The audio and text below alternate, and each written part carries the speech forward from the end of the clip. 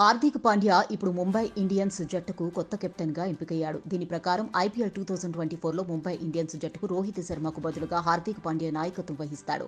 Trading నిబంధనల ప్రకారం ఒక ఆటగాడిని ట్రేడింగ్ చేయాలి అంటే 2 ఫ్రాంచైజీలు అంగీకరించాలి. అలాగే కొనుగోలు చేసే ఫ్రాంచైజీ ప్లేయర్ సెల్లింగ్ ఫ్రాంచైజీ పేర్కొన్న మొత్తాన్ని చెల్లించాలి. IPL 2024 Indian premier league season 17లో ముంబై ఇండియన్స్ తరపున హార్దిక్ పాండ్యా ఆడిన సంగతి తెలిసిందే. గుజరాత్ టైటాన్స్ జట్టులో ఉన్న పాండ్యాను ఐపీఎల్ వేలానికి ముందు Mumbai Indians franchise వణికించింది.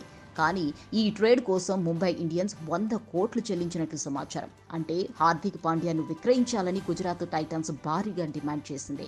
Gujarat Titans franchise offer చేసిన బదిలీ రుసుమును ముంబై ఇండియన్స్ అంగీకరించి చివరకు 100 కోట్లు చెల్లించిందట.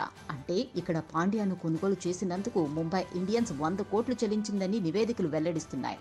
ఐపీఎల్ ట్రేడింగ్ నిబంధనల ప్రకారం ఒక ఆటగాడిని ట్రేడింగ్ చేయాలి అనంటే 2 ఫ్రాంచైజీలు అంగీకరించాలి. అలాగే కొనుగోలు చేసే ఫ్రాంచైజీ ప్లేయర్ సెల్లింగ్ ఫ్రాంచైజీ పేర్కొన్న మొత్తాన్ని చెల్లించాలి. ఆ విధంగా 2 ఫ్రాంచైజీల మధ్య ఒప్పందం కుదిరితేనే ట్రేడింగ్ ప్రక్రియ పూర్తవుతుంది. అందుకు తగ్గట్టుగానే హార్దిక్ పాండ్యాను కొనుగోలు చేసేందుకు సిద్ధమైన ముంబై ఇండియన్స్ ను గుజరాత్ టైటన్స్ భారీ మొత్తం డిమాండ్ చేసింది.